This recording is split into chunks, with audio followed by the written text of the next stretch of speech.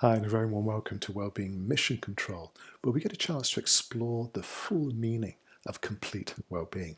And one of the questions that's popped up in some of the emails I've received, thank you for those, they're quite fun to work with, is why do we get stressed? Why is it that certain events or certain people have this amazing ability to trigger a very strong emotional reaction in us?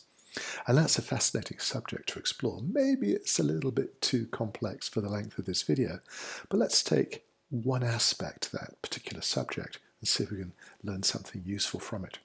Because I'm going to suggest that no event has any emotional content in itself. Events just happen. We're the ones who add meaning. We're the ones who bring an emotional reaction to whatever's happening. And that can seem like a very strange suggestion, but we know that we're all conditioned from early childhood to produce specific emotional reactions. We are deeply conditioned with our emotional behavior. So we're never taught that it's really possible to choose. And yet, between each moment, each event that we experience, and the way we react, there is a space, a very small space, in which we can create an intervention. We can step in and interrupt the flow of our old emotional reactions. And this is a very powerful thing to do because there will be moments where your reaction is completely irrelevant. It makes no difference to the situation whatsoever. It might not be helpful for you or for the people around you, but these automatic emotional reactions get in the way of your ability to see more clearly, perhaps to maintain a more balanced view of what is going on, reserving your emotional energy for something more productive. Now, I've got to tell you, this is not the end of spontaneity.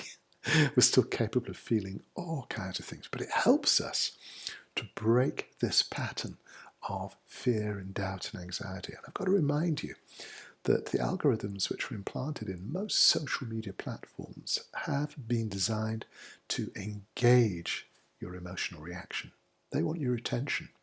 And they know that we are far more likely to react to things that upset or disturb us than to things that make us happy. They've known that since the very first days of social media, and it's as strong today as it always was. There is a problem with that because it's encouraging us to have these very strong, largely negative reactions, which we carry on every day in our normal reactions to the people and events around us. But I would love you to be able to learn to stop, especially when you feel you're upset, angry, afraid. Ooh, deep breath and just consider, why are you getting upset? Now, we're very good at explaining why. We've got all sorts of reasons, but why are we using that particular emotional palette to colour the event? We're adding the emotion. The event has no meaning.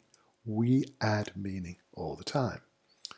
What I think is more useful for our well-being is to be able to choose reactions which are either neutral or perhaps more positive, because this is extremely important for our happiness, our health, and our well-being.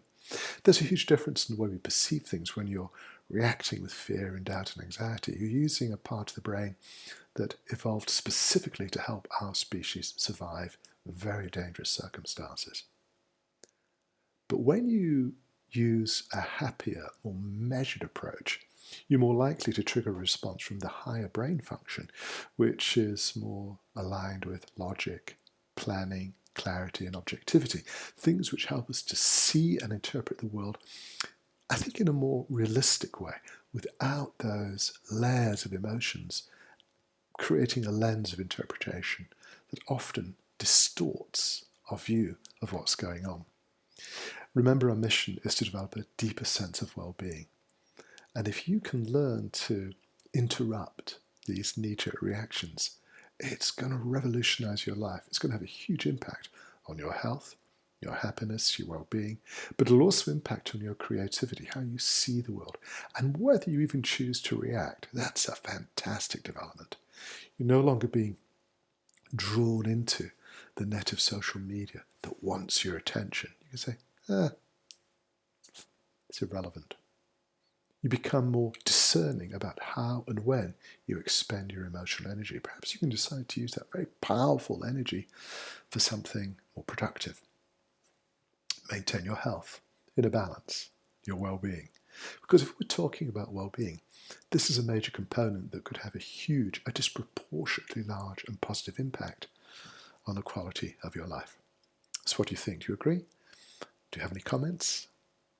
Any contradictions? Feel free to get in touch. My address is in the description. But in the meantime, whilst you're learning to choose how you react, may I wish you the most wonderful day. I'll be back with you soon.